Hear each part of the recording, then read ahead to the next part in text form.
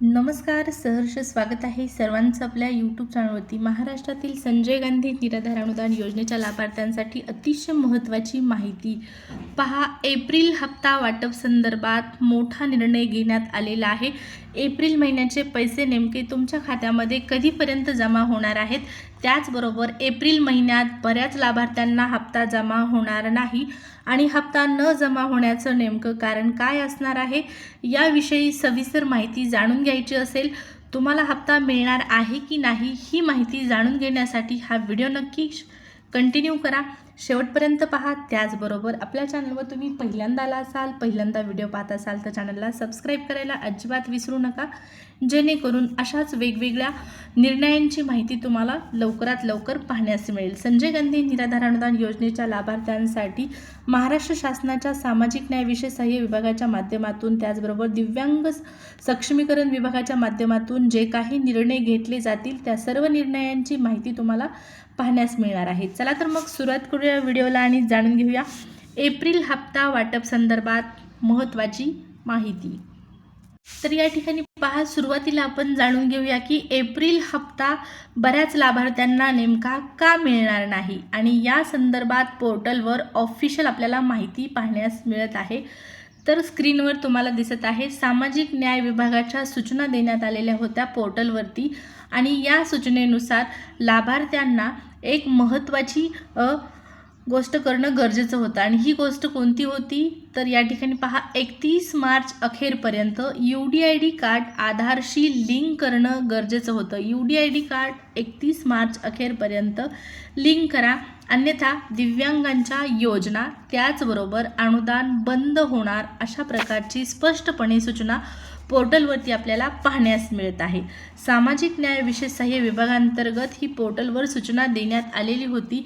आता ज्या लाभार्थ्यांनी 31 मार्च अखेरपर्यंत, ज्या दिव्यांग लाभार्थ्यांनी 31 मार्च अखेरपर्यंत UDID कार्ड लिंक केलेलं आहे, अशा सर्व दिव्यांग बांधवांना एप्रिलचा हप्ता मिळण्यासाठी कोणत्याही पद्धतीची अडचण येणार नाही, म्हणजे त्यांना सुरळीतपणे हप्ता मिळणार आहे. परंतु ज्या लाभार्थी बांधवांनी 31 मार्च अखेरपर्यंत UDID कार्ड लिंक केलेलं नाही, अशा लाभार्थी बांधवांना मात्र या ठिकाणी अनुदान मिळणार नाही.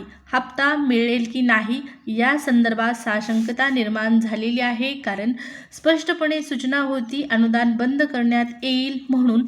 मग आता पाहू, ज्यांनी लिंक केलेलं आहे त्यांना तर पैसे येणार आहेत, परंतु ज्यांनी लिंक केलेलं नाही त्यांना पैसे येतात की त्यांचा हप्ता बंद होतो, त्यांच्यासाठी नेमकं काय निर्णय घेतला जातो. तर इथपर्यंत माहिती तुम्हाला समजली असेल. आता एप्रिल हप्ता वाटप संदर्भातली आपण अपडेट जाणून घेऊया. तर पहा, सद्यस्थितीला एप्रिल हप्ता वाटप संदर्भात पोर्टलवरती अद्यापपर्यंत कोणताही मेसेज, कोणतीही सूचना किंवा कोणतंही नोटिफिकेशन आलेलं नाही. त्याचबरोबर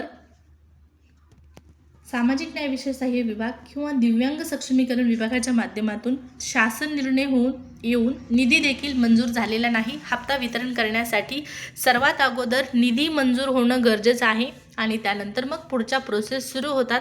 आता नेमका निधी कधी मंजूर होतो, कधीपर्यंत पोर्टलवरती मेसेज येतो हे पाहणं खूप महत्त्वाचं आहे. पहा, आता 2 दिवसापूर्वी तुकाराम मुंढे साहेबांची देखील बदली झालेली आहे.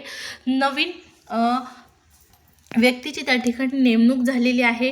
मग त्यांच्या माध्यमातून सामाजिक न्याय विशेष सहाय्य विभागांतर्गत इतर लाभार्थ्यांना हप्ता एका वेगळ्या तारखेला दिला जातो आणि जे दिव्यांग सक्षमीकरण विभागाचे आता नवीन प्रमुख आहेत त्यांच्यामार्फत दिव्यांग सक्षमीकरण विभागामार्फत एक सेपरेट निधी मंजूर होऊन त्यांना एका सेपरेट तारखेला पैसे येतात का, हे खूप महत्त्वाचं आहे पाहणं, का सर्वांना एकाच दिवशी पैसे मिळतात.